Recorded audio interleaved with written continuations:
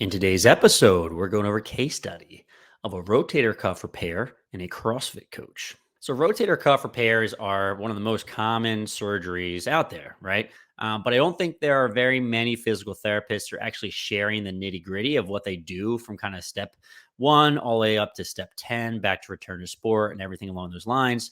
What I wanted to do today for you is to give you an inside glimpse into how I rehabilitate folks after rotator cuff repair. So it's going to be a CrossFitter as well as a CrossFit coach. So in today's episode, we're going to be going over an initial diagnosis of what this individual had before going on to get surgery. What was the mechanism of injury? How did they get hurt? What was the actual relevance to rehabilitation, right? Sometimes that mechanism of injury is going to be important for how we rehab. What was the person's prior injury history and how did that reflect into rehabilitation? Who do we decide on in terms of a surgeon? We'll talk a little about the surgery specifics. So what type of rotator cuff tear was it? What was the repair? Was there any concomitant pathology, right? Was there any arthritis or anything else going on inside that thing? What did our early physical therapy care look like? What did it look like as we started to advance over the course of time? How did we discharge? How did we return back to CrossFit over the course of time? We'll go over all that stuff. Welcome to the Fitness Pain-Free Show. This is where we help coaches and physical therapists like yourself get your patients out of pain and back to training. My name is Dan Pope. I'm a physical therapist, coach, personal trainer, and a meathead. I have my dream job as a physical therapist, coach, business owner, and educator. And I've been doing this for several decades now. I want to help you reach your goals when it comes to coaching and being a better clinician. Before we really get going, I want to tell you about a free download I have for you that's going to allow you to understand this pathology inside and out. It is a rotator cuff pathology cheat sheet. I will leave a link in the show notes so you can definitely go ahead and download that and get started. We go over evidence-based treatment of the rotator cuff with tendinopathy as well as rotator cuff tears. We go over the prevalence of these injuries. We go over anatomy, mechanisms of injury. We go over the clinical presentation of these. We go over evaluation and diagnosis as well as treatment strategies and also surgical considerations. Who should go on to get surgery after a rotator cuff tear and who shouldn't? So I will leave a link in the show notes. Definitely go download this now for free. This is part 3 on our case study on rotator cuff repair. If you missed part 1 or part 2, I'll leave a link in the show notes. Check that out right now. Once we get to week 14, we actually start to create a program that looks a little bit like a training program. And this is pretty much my format moving forward. So generally speaking, I end up having different exercises on different days of the week, just like you would have with a traditional strengthening program, right? So I have a day 1, a day 2, and a day 3. This would be like a Monday, Wednesday, Friday. So on day 1, we have sideline ER. We have a push-up plus, which is quite a bit of stress on the supraspinatus, but we want to be able to tolerate that in order to be able to press things over the course of time. And we have a TRX row, right? So now you're starting to see a little more of traditional strengthening exercises, right, that you would see in a regular training program. Day 2, we have scaption, a push-up plus, an incline bench dumbbell seal row, right? So starting to bump things up a little bit more. On day 3, we have a band IR. We have a dumbbell serratus punch on your back and a dumbbell single arm row. I just want to make sure he's not posting with his surgical side arm because that can put quite a bit of stress through the rotator cuff. I want to make sure we slowly dial that up. So we have our basic strength days. We have our Monday, Wednesday, Friday strengthening.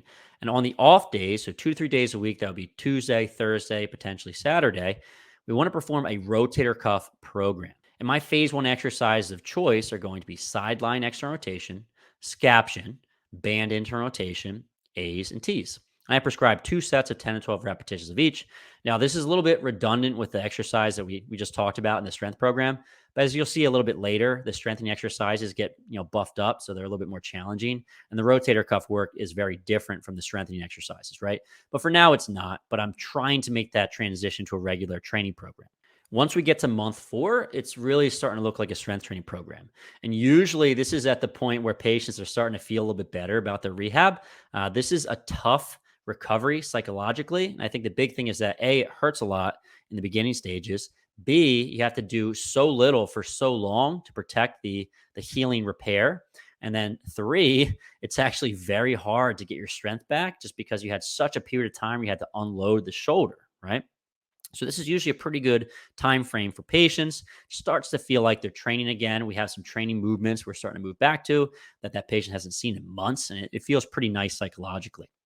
So day 1 with Brian at month 4 was dumbbell bench press, dumbbell bent over row, a ring or T-Rex row, kettlebell bottoms up straightest punch. And again, if you guys want to see this, you can just go over to YouTube and you can pretty easily just, screenshot this. You can see exactly what it is, save it if you like to for future reference. On day 2, we had shoulder taps, half kneeling overhead pull down. So starting to get a little bit more range of motion within the shoulder from a pulling perspective. Keep in mind, eventually Brian wants to get back to pull ups. So this is the way we start to progress that way. We have an incline bench, dumbbell seal row, and lastly, a push-up plus from the elbows, which is just a little bit more challenging than a push-up plus in a plank position. Day 3, we have a dumbbell press. We have a dumbbell seal row. We have a dumbbell single arm row, and we have shoulder taps, right? So keep in mind, and I said this previously, a plank plus position, right, or dumbbell press increases the stress on the rotator cuff substantially, okay? So supraspinatus, infraspinatus takes quite a bit of stress when we press something. This is the reason why we're not seeing this until month 4. My recommendation is not to blow through a lot of pain. So patients oftentimes are using very light loads once they start initiating pressing, okay?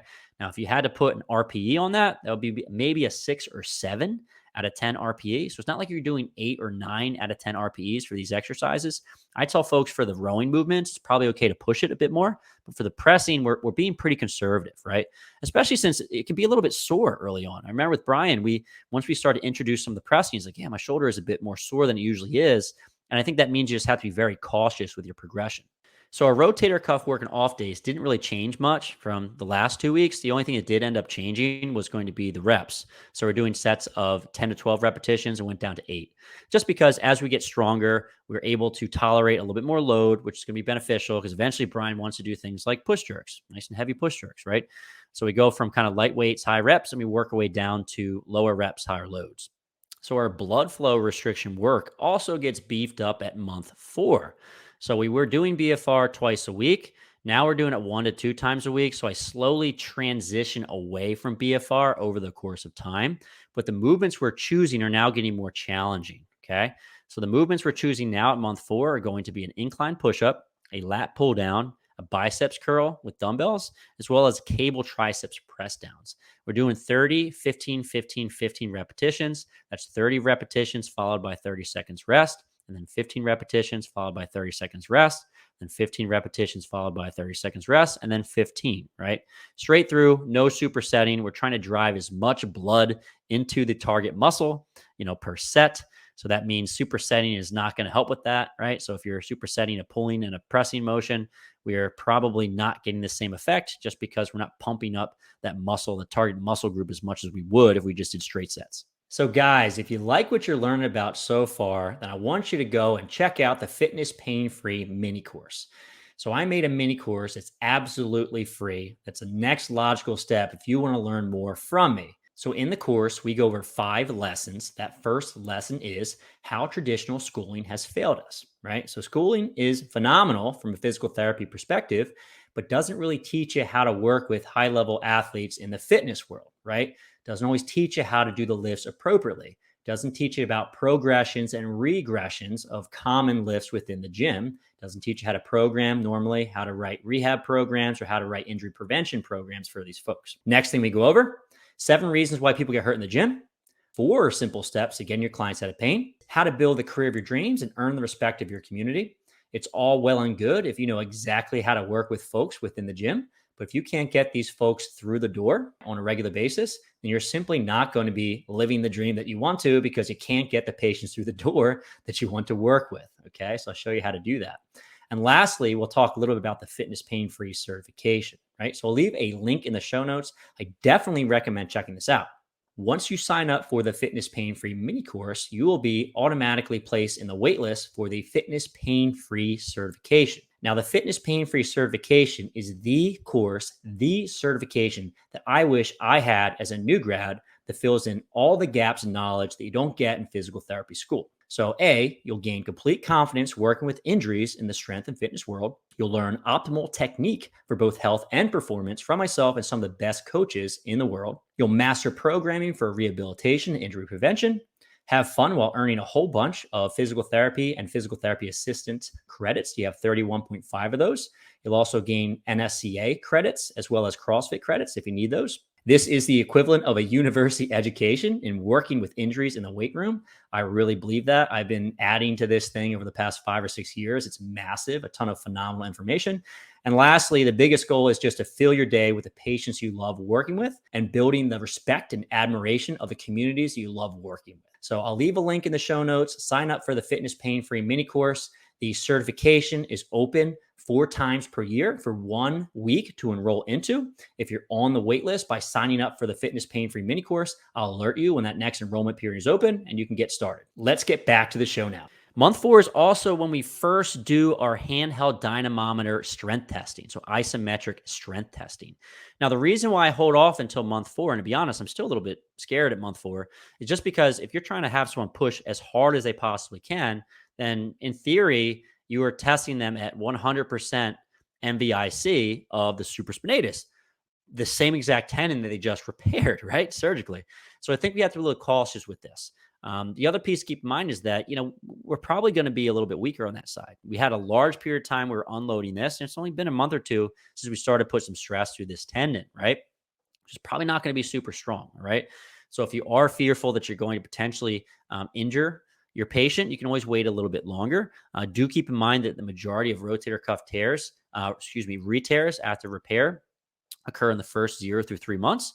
So when someone's around the 4-month mark, I'm a little less concerned, although there are still re-tears reported somewhere between 3 and 6 months after rotator cuff repair in our medical literature. Just something to think about, right? But we did our strength testing starting around month 4, right? What was kind of cool is that the only movement that was different side to side, and we measured external rotation, internal rotation, scaption, and extension, was external rotation, right? So on the right side, he had 23.4 pounds of force. On the left side was 29, right? So he was actually pretty dang close. And what was kind of cool is that cleaned up over the next month. So we strength tested again at month 5, and he was symmetrical in all the movements. So good job, Brian. You got everything back pretty dang quickly, right? It's pretty cool. A few thoughts. So essentially, you can utilize the handheld dynamometer testing as a guideline of when you can kind of push certain movements. So one of the thoughts in my mind is that I like to do majority unilateral exercises or dumbbell exercises until we restore symmetry. Reason being is if we start doing barbell lifts, there's a good chance you're just going to compensate just because one side is going to be so much stronger than the other. And in my mind, it's safer to start introducing barbell or bilateral movements once we've developed some symmetry between sides, right? When you're measuring external rotation, you're measuring largely infraspinatus. Infraspinatus is very much responsible for horizontal pressing.